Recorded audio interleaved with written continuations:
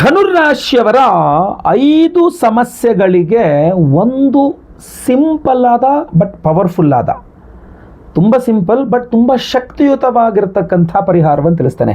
ಪ್ರತಿಯೊಬ್ಬ ಧನುರಾಶಿಯರು ಭಾಳ important video. ದಯವಿಟ್ಟು WhatsApp, Facebook, messenger, Telegram, Instagram ಎಲ್ಲ ಕಡೆ ಸಾಮಾಜಿಕ ಜಾಲತಾಣಗಳಲ್ಲಿ ಈ ವಿಡಿಯೋನ ಶೇರ್ ಮಾಡಿಬಿಡಿ. ಪ್ರತಿಯೊಬ್ಬ ಧನುರಾಶಿಯವರಿಗೆ ವಿಡಿಯೋ ರೀಚ್ ಆಗಬೇಕು.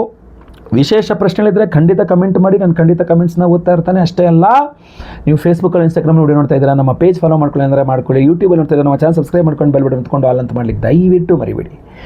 ನಮಸ್ಕಾರ, ನಾನು ವಿಠಲ್ ಭಟ್ ಮಾತಾಡ್ತಾ ಇರ್ತಕ್ಕಂಥದ್ದು. ಬನ್ನಿ ವಿಡಿಯೋನ ಶುರು ಮಾಡೋಣ.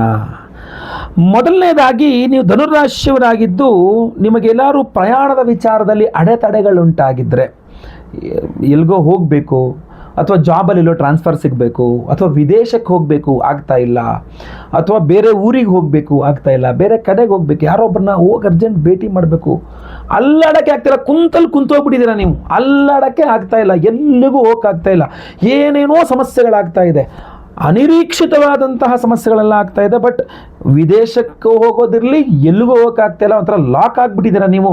ಈ ಬಂಧನದಿಂದ ಬಿಡುಗಡೆ ಮಾಡಿ ಹೊರಗಡೆ ಬಂದು ಫ್ರೀ ಬರ್ಡ್ ಥರ ನೀವು ಅಂದ್ಕೊಂಡೆಲ್ಲ ಹೋಗಬೇಕು ಅಂತಂದರೆ ಒಂದು ವಿಶೇಷವಾದ ಆರಾಧನೆಯನ್ನು ಮಾಡಬೇಕು. ಅಷ್ಟೇ ಅಲ್ಲ, ಅದನ್ನು ಹೇಳ್ತೀನಿ ಏನು ಅಂತ.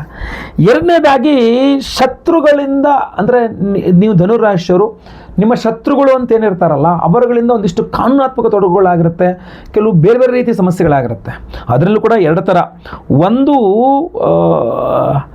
ನಿಮಗೆ ಗೊತ್ತಿರುವಂಥ ಶತ್ರುಗಳು, ನಿಮ್ಗೆ ಅವ್ರು ಯಾರು ಅಂತ ನಮಗೆ ಗೊತ್ತಿದೆ, ಅವ್ರ ಮೇಲಿಂದ ಮೇಲೆ ನಿಮ್ಗೆ ತೊಂದರೆ ಕೊಡ್ತಾನೆ ಇದ್ದಾರೆ, ಒಂದಿಷ್ಟು ಕೇಸ್ಗಳು ಹಾಕೋದು ನಿಮ್ಮ ಮೇಲೆ, ಕಾನೂನಾತ್ಮಕ ಲಾನಲ್ಲಿ ನಿಮ್ಮನ್ನು ಸಿಗಾಕ್ಸಕ್ಕೆ ನೋಡೋದು, ತೊಡಕುಗಳು ಕೊಡೋದು. ಇನ್ನೊಂದು ಪಂಗಡ ಇರುತ್ತೆ, ನಿಮ್ಮ ಮುಂದೆ ಚೆನ್ನಾಗಿರ್ತಾರೆ ಬಟ್ ಗುಪ್ತ ಶತ್ರುಗಳು, ನಿಮಗೆ ಬೆನ್ನಿಗೆ ಚೂರಿ ಹಾಕ್ತಾ ಇರ್ತಾರೆ, ನಿಮಗೆ ಮೋಸ ಮಾಡ್ತಾ ಇರ್ತಾರೆ, ನಿಮಗೆ ಹೆಂಗಾರ ಮಾಡಿ ಕಷ್ಟ ಕೊಡಬೇಕು ಅಂತ ಇದು ಮಾಡ್ತಾ ಇರ್ತಾರೆ. ನಿಮ್ಮ ಮುಂದೆ ಮಾತ್ರ ನೀವು ತುಂಬ ಒಳ್ಳೆಯವ್ರ ಥರ, ಒಂಚೂರು ಕೆಟ್ಟವರಾಗ್ದಂಗೆ ತುಂಬ ಚೆನ್ನಾಗಿ ಇಟ್ಕೊಳ್ತಾರೆ ನಿಮ್ಮನ್ನು. ಬಟ್ ಆದರೆ ಇಲ್ಲಿ ಮಾತ್ರ ಬಹಳ ಸಮಸ್ಯೆಯನ್ನು ಕೊಡ್ತಾರೆ. ಅದೇ ಅಂತಹ ಗುಪ್ತ ಶತ್ರುಗಳಿರಲಿ ಅಥವಾ ಎದುರಿ ಫೈಟ್ ಮಾಡುವ ನೇರ ಶತ್ರುಗಳಿರಲಿ, ಯಾರೇ ಇರಲಿ, ನೀವು ಧನುರಾಶಿಯವರು ಅವ್ರ ಮೇಲೆ ಗೆಲ್ಲಬೇಕು ಅಂತಾದರೆ ಅವರ ಸಮಸ್ಯೆಗಳು ಪರಿಹಾರ, ಶಮನ ಆಗಬೇಕು, ಅವರಿಂದ ನೀವು ರಕ್ಷಣೆಯನ್ನು ಪಡ್ಕೊಳ್ಬೇಕು ಅಂತಾದರೆ ಬಹಳ ಮುಖ್ಯವಾಗಿ, ಭಾಳ ಇಂಪಾರ್ಟೆಂಟಾಗಿ ಬಗಳಾಮುಖಿ ಆರಾಧನೆಯನ್ನು ಮಾಡಬೇಕು. ಯಾವ ಧನುರಾಶಿಯವರು ಬಗಳಾಮುಖಿ ಆರಾಧನೆ ಮಾಡ್ತಾರೋ, ನೀವು ಎಲ್ಲಿ ಅಂದ್ಕೊಂಡ್ರೆ ಅಲ್ಲಿ ಹೋಗಲು ಓಡಾಡೋಕ್ಕೂ ಆಗುತ್ತೆ, ಅಂದರೆ ಆ ಬಂಧನ ಬಿಡುಗಡೆನೂ ಆಗುತ್ತೆ. ಎರಡನೇದಾಗಿ, ಶತ್ರುಗಳು, ಗುಪ್ತ ಶತ್ರುಗಳಾಗಿರಲಿ, ಗೊತ್ತಿರೋ ಶತ್ರುಗಳಾಗಿರಲಿ, ಅವರ ಸಮಸ್ಯೆಗೂ ಪರಿಹಾರ ಆಗುತ್ತೆ. ಮೂರನೇದಾಗಿ, ನಿಮಗೀಗ ಅಷ್ಟಮ 8ನೇ ಮನೆಯಲ್ಲಿ ಗುರು ಇರ್ತಕ್ಕಂಥದ್ದು. ಸೊ ಗುರುಬಲ ಇಲ್ಲ ಈಗ ಪ್ರಸಕ್ತ, ನಾನು ವಿಡಿಯೋ ಮಾಡಬೇಕಾದ್ರೆ ಗುರುಬಲ ಇಲ್ಲ ನಿಮಗೆ. ಇನ್ನೊಂದು ವರ್ಷಗಳ ಕಾಲ, ಅಂದರೆ ಮಧ್ಯದಲ್ಲೊಂದು ನವಂಬರ್ ಡಿಸೆಂಬರ್ಲಿ ಬರುತ್ತೆ, ಬಟ್ ಇನ್ನು 1 ವರ್ಷಗಳ ಕಾಲ ಅಂತೂ ಇರೋದಿಲ್ಲ. ಹೀಗಿರಬೇಕಾದ್ರೆ ಗುರು ಪರಮೋಚ್ಚ ಸ್ಥಿತಿಯಲ್ಲಿದ್ದ ನಿಮ್ಮ ರಾಶ್ಯಾಧಿಪತಿ 8ನೇ ಮನೆಯಲ್ಲಿ, 8ನೇ ಮನೆಯಲ್ಲಿ ಪರಮೋಚ್ಚ ಸ್ಥಿತಿಯಲ್ಲಿರುವ ಗುರುವಿನ ಅದ್ಭುತವಾದ ಶಕ್ತಿಯನ್ನು ಗುರು ಬಲದ ಥರನೇ ನೀವು ಪಡ್ಕೊಳ್ಬೇಕು ಅಂತಾದರೆ ಧನುರಾಶಿಯವರು ಬಗಳಾಮುಖಿ ಆರಾಧನೆ ಮಾಡಬೇಕು. ಮಾಡಿದ್ರೆ ಖಂಡಿತವಾಗಿ ಸಿಗುತ್ತೆ. ಯಾಕೆಂದರೆ 8ನೇ ಮನೆಯ ಗುರುವಿನಿಂದಾಗಿ ವಿವಾಹಿತ ಧನುರಾಶಿಯ ಸ್ತ್ರೀಯರ ಆರೋಗ್ಯವೂ ಸರಿ ಹೋಗುತ್ತೆ, ಅವರ ಯಜಮಾನರ ಆರೋಗ್ಯವೂ ಸರಿಯುತ್ತೆ. ಅಥವಾ ನೀವೇ ಧನುರಾಶಿಯ ಪುರುಷರು ಆರೋಗ್ಯ ಸರಿ ಇಲ್ಲ ಅಂದ್ರೂ ಸರಿ ಹೋಗುತ್ತೆ. ಸೊ ಬಗಳಾಮುಖಿ ಬಗಳಾಮುಖಿಯ ಆರಾಧನೆ ನಿಮ್ಮ ಆರೋಗ್ಯವನ್ನು ಸರಿ ಮಾಡಿಕೊಡಲಿದೆ ಅಂತ, ಹಾಗೂ ಗುರುಬಲದ ಶಕ್ತಿಯನ್ನು ನಿಮಗೆ ಕೊಡಲಿದೆ. ನಿಮ್ಮ ಪ್ರಾಮುಖ್ಯತೆಯನ್ನೇ ವೃದ್ಧಿ ಮಾಡುತ್ತೆ, ಅದು ತುಂಬ ಚೆನ್ನಾಗಿ ವೃದ್ಧಿ ಮಾಡುತ್ತೆ. ದೃಷ್ಟಿದೋಷಗಳಿರಲಿ, ಮಾಟಮಂತ್ರಗಳಿರಲಿ, ಶತ್ರುಬಾಧೆಗಳಿರಲಿ, ಕೋರ್ಟು ಕಚೇರಿಗಳಿರಲಿ, ಯಾವ ಸಮಸ್ಯೆಗಳಿದ್ರೂ ಪರಿಹಾರ ಮಾಡಿ ನಿಮ್ಮನ್ನು ಸ್ಟ್ರೆಂಥನ್, ಏನು ನೀವು ವೀಕನ್ ಆಗಿಬಿಟ್ಟಿದ್ದೀರಾ, ನಿಮ್ಮನ್ನು ಸ್ಟ್ರೆಂಥನ್ ಮಾಡ್ತಕ್ಕಂತಹ ಶಕ್ತಿ ಬಹಳ ಚೆನ್ನಾಗಿ ಇದಕ್ಕೆ ಇರ್ತಕ್ಕಂಥದ್ದು, ಗೊತ್ತಲ್ವಾ.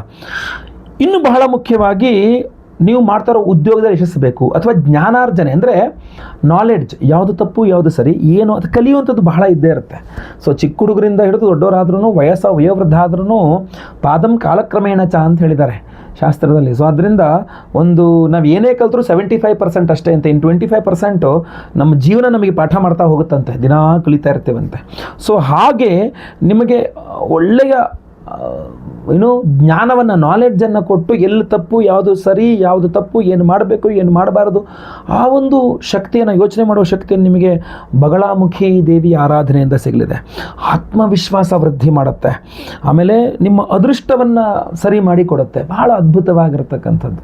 ಸೊ ದಯವಿಟ್ಟು ಹೇಳ್ತೇನೆ, ಪ್ರತಿಯೊಬ್ಬ ಧನುರಾಶಿಯವರು ಕಡ್ಡಾಯವಾಗಿ ಒಂದು ಹೊಸ ಜೀವನ, ಹೊಸ ಬದಲಾವಣೆ ನಿಮ್ಮಲ್ಲಿ ಕಾಣಬೇಕು ಅಂತಾದರೆ ಬಗಳಾಮುಖಿ ಆರಾಧನೆ ಮಾಡಿ. ಅದು ಹೇಗೆ ಮಾಡಬೇಕು ಅದನ್ನು ಹೇಳ್ತೇನೆ. ಬಗಳಾಮುಖಿ ಆರಾಧನೆ ಮಾಡಲಿಕ್ಕೆ ನಿಮಗೆ ಪ್ರಮುಖವಾಗಿ 4 ದ್ರವ್ಯಗಳು ಬೇಕು. 4 ದ್ರವ್ಯಗಳು ನಿಮ್ಮಲ್ಲಿದ್ದರೆ ಖಂಡಿತವಾಗಿ ನೀವು ಬಗಳಾಮುಖಿ ಆರಾಧನೆ ಮಾಡಬಹುದು. ಆ 4 ದ್ರವ್ಯಗಳು ಯಾವುದಂದರೆ, ಒಂದು ವೀಳ್ಯದೆಲೆ ಚೆನ್ನಾಗಿರಬೇಕು, ಯಾವುದು ಗಾಯ, ಕಲೆ ಇತ್ಯಾದಿಗಳಾಗದೇ ಇರತಕ್ಕಂಥ ಚೆನ್ನಾಗಿರುವ ವೀಳ್ಯದೆಲೆ 2. ಆಮೇಲೆ ಕುಂಕುಮ, ಒರಿಜಿನಲ್ ಕುಂಕುಮ ಗೊತ್ತಲ್ವ, ಒಳ್ಳೆಯ ಒರಿಜಿನಲ್ ಕುಂಕುಮ ಒಂದು ಸ್ವಲ್ಪ.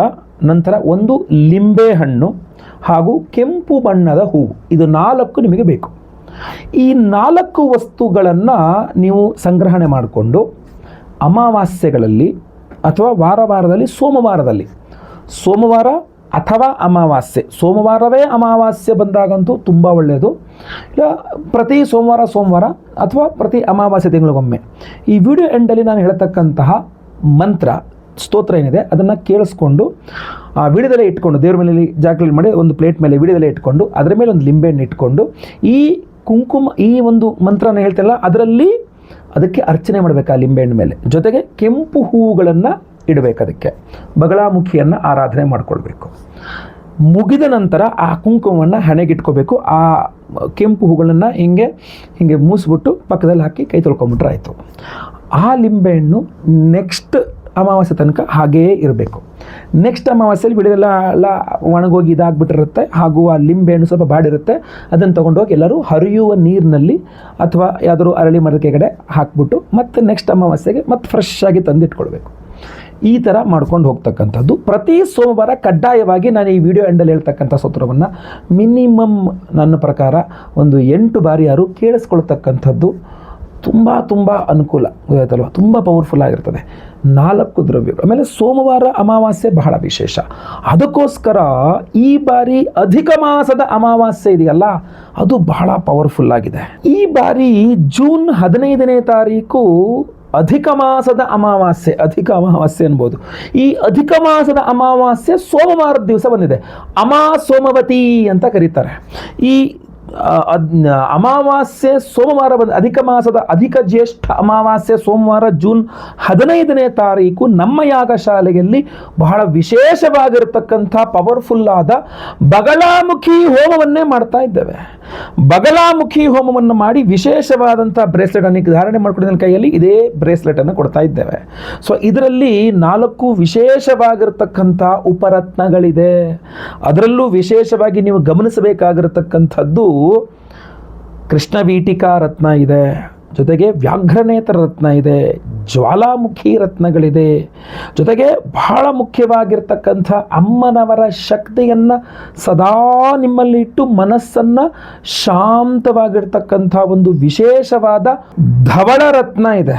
ಸೊ ಧವಳ ರತ್ನ ಅಮ್ಮನವರ ಬಹಳ ವಿಶೇಷವಾಗಿರ್ತಕ್ಕಂಥ ಶಕ್ತಿಯನ್ನು ನಿಮಗೆ ತಲುಪಿಸುವಂಥದ್ದು, ಅಂದರೆ ತನ್ನಲ್ಲಿ ಇಟ್ಕೊಂಡು ನಿಮಗೆ ತಲುಪಿಸುವಂತಹ ಒಂದು ಕಾರ್ಯವನ್ನು ಮಾಡುತ್ತೆ. ಈ ಅದ್ಭುತವಾದ ಬಗಳಾಮುಖಿ ರಕ್ಷಾ ಕವಚವನ್ನು ಪ್ರತಿಯೊಬ್ಬ ಸಂಕಲ್ಪ ಸೇವಾಕರ್ತೃಗಳು ಕೊಡ್ತಾ ಇದ್ದೇವೆ. ಇದನ್ನು ಬಗಳಾಮುಖಿ ಹೋಮದಲ್ಲಿ ಎನರ್ಜೈಸ್ ಮಾಡಿ ಕೊಡ್ತಾ ಇದ್ದೇವೆ.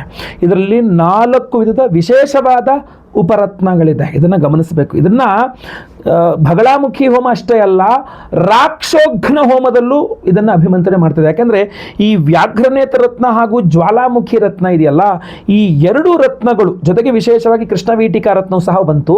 ಇದು ರಾಕ್ಷೋಘ್ನ ಹೋಮದಲ್ಲಿ ಎನರ್ಜೈಸ್ ಮಾಡಿದ್ರೆ ಅಮಾವಾಸ್ಯೆ ಸೋಮವಾರ ಅಮಾವಾಸ್ಯೆ ಸೋಮವತಿ ದಿವಸ, ಅದು ಅಧಿಕ ಮಾಸದ ಅಮಾವಾಸ್ಯೆ ಸೋಮವತಿಯ ದಿವಸ ರಾಕ್ಷೋಘ್ನ ಹೋಮ, ರಾಕ್ಷಸಾಂ ಘ್ನಂತೀತಿ ರಾಕ್ಷೋಘ್ನ, ಎಲ್ಲ ಕೆಟ್ಟ ಶಕ್ತಿಗಳು ಮಾಟಮಂತ್ರಗಳು ಕೆಟ್ಟ ಈ ರಾಕ್ಷಸರ ಸಂಹಾರ ಮಾಡತಕ್ಕಂಥ ಹೋಮ ಅದು.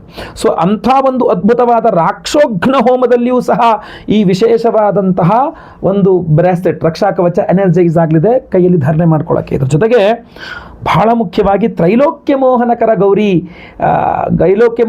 ಗೌರಿ ಹೋಮದಲ್ಲಿ ಇದು ಎನರ್ಜೈಸ್ ಆಗಲಿದೆ. ಈ ಧವಳ ರತ್ನ ಇದೆಯಲ್ಲ, ಈ ಧವಳ ರತ್ನ ಅಮ್ಮನವರಿಗೆ ವಿಶೇಷವಾಗಿರತಕ್ಕಂಥ ಉಪರತ್ನ ಇದು. ಅದರಿಂದ ಬಕಳಾಮುಖಿ ಹೋಮದಲ್ಲೂ ಎನರ್ಜೈಸ್ ಆಗುತ್ತೆ, ಜೊತೆಗೆ ತ್ರೈಲೋಕ್ಯ ಮೋಹನಕರ ಗೌರಿ ಹೋಮದಲ್ಲೂ ಎನರ್ಜೈಸ್ ಆಗುತ್ತೆ. ಎಲ್ಲರನ್ನೂ ನಿಮ್ಮತ್ತ ಸೆಳೆಯುವ ಅದ್ಭುತ ಶಕ್ತಿಯನ್ನು ತ್ರೈಲೋಕ್ಯ ಮೋಹನಕರ ಗೌರಿ ಮಂತ್ರ ಖಂಡಿತವಾಗಿ ಕೊಡಲಿದೆ. ಅದ್ರ ಬಗ್ಗೆ ಸಹ ನಿಮಗೆ ತಿಳಿಸ್ತಾನೆ. ಇದ್ರ ಜೊತೆಗೆ ಸ್ವಯಂವರ ಪಾರ್ವತಿ, ಅವಿವಾಹಿತರಿಗೆ ವಿವಾಹ ಸಿದ್ಧಿ ಆಗಬೇಕು, ವಿವಾಹಿತರಿಗೆ ಅನ್ಯೋನ್ಯ ಸುಖ ದಾಂಪತ್ಯ ಯೋಜನೆ ಸಿಗಬೇಕು. ಇಷ್ಟೆಲ್ಲ ಪವರ್ಫುಲ್ ಆಗಿರತಕ್ಕಂಥ ಹೋಮಗಳು, ಗುರು ಶಾಂತಿ, ಶನಿ ಶಾಂತಿ, ಮಹಾನವಗ್ರಹ ಶಾಂತಿ ಹೋಮಗಳನ್ನು ಮಾಡಿ ಈ ವಿಶೇಷವಾದ ಬಗಳಾಮುಖಿ ರಕ್ಷಾ ಕವಚವನ್ನು ಪ್ರತಿಯೊಬ್ಬರಿಗೂ ಸಹ ನಿಮಗೆ ಕೊಡ್ತಾ ಇದ್ದೇವೆ. ಸಂಕಲ್ಪ ಸೇವೆಗೆ ಹೆಸರು ಕೊಡೋರು ಸ್ಕ್ರೀನ್ ಮೇಲೆ ಕಾಣುವಂಥ ನಂಬರ್ಗೆ ನಿಮ್ಮ ಹೆಸರು, ಗೋತ್ರ ಗೊತ್ತಿದ್ರೆ, ನಕ್ಷತ್ರ ಗೊತ್ತಿದ್ರೆ, ರಾಶಿ ಗೊತ್ತಿದ್ರೆ ಹಾಗೂ ನಿಮ್ಮ ವಿಳಾಸ, ಹೆಸರು ವಿಳಾಸ ಗೊತ್ತೇ ಇರುತ್ತೆ. ಸೊ ದಯವಿಟ್ಟು ಬೇಗ ಬೇಗ ವಾಟ್ಸಪ್ ಮಾಡ್ಕೊಳ್ಳಿ. ಅವತ್ತಿನ ದಿವಸ ಜೂನ್ 15 ತಾರೀಕು ಸೋಮವಾರ ಬೆಳಗ್ಗೆ ಲೈವಲ್ಲಿ ನಾನೇ ನಿಮ್ಮ ಹೆಸರು ಸಂಕಲ್ಪ ಮಾಡ್ತೇನೆ. ಬಗಳಾಮುಖಿ ಹೋಮ, ರಾಕ್ಷೋಗ್ನ ಹೋಮ, ತ್ರೈಲೋಕ್ಯ ಮೋಹನಕರ ಗೌರಿ ಹೋಮ, ಸ್ವಯಂವರ ಪಾರ್ವತಿ ಹೋಮ, ಗುರು ಶಾಂತಿ, ಶನಿ ಶಾಂತಿ, ನವಗ್ರಹ ಶಾಂತಿ ಹೋಮಗಳೆಲ್ಲದೂ ಸಹ ಲೈವಲ್ಲಿ ನೀವು ನೋಡ್ತೀರಾ. ಎಲ್ಲ ಹೋಮಗಳ ಭಸ್ಮ ಹಾಗೂ ಕುಂಕುಮಾರ್ಚನೆ, ಕುಂಕುಮ ಪ್ರಸಾದ ಸಹಿತ ವಿಶೇಷವಾದ ಬಗಳಾಮುಖಿ ರಕ್ಷಾ ಕವಚ ಬ್ರೇಸ್ಲೆಟ್ ಪ್ರತಿಯೊಬ್ಬ ಸಂಕಲ್ಪ ಸೇವಾಕರ್ತಗಳು ಕೊಡ್ತಾ ಇದ್ದೇವೆ. ಒಂದು ಸಂಕಲ್ಪ ಸೇವೆಗೆ ಒಂದು ಬ್ರೇಸ್ಲೆಟ್ ಕೊಡ್ತಾ ಇದ್ದೇವೆ. ಪ್ರತಿಯೊಬ್ಬರು ಸಹ ನಿಮ್ಮ ಬಲಗೈಯಲ್ಲೂ ಸಹ ಇದನ್ನು ಧಾರಣೆ ಮಾಡಿಕೊಳ್ಳಬಹುದಾಗಿರ್ತದೆ, ಅಥವಾ ನಿಮಗೆ ಅನುಕೂಲವಾಗುವ ರೀತಿಯಲ್ಲಿ ಎಡಗೈಯಲ್ಲಿ ಕೂಡ ಇದನ್ನು ಧಾರಣೆ ಮಾಡ್ಕೊಳ್ಬೇಕಾಗಿರ್ತದೆ, ಮಾಡ್ಕೊಳ್ಬಹುದು.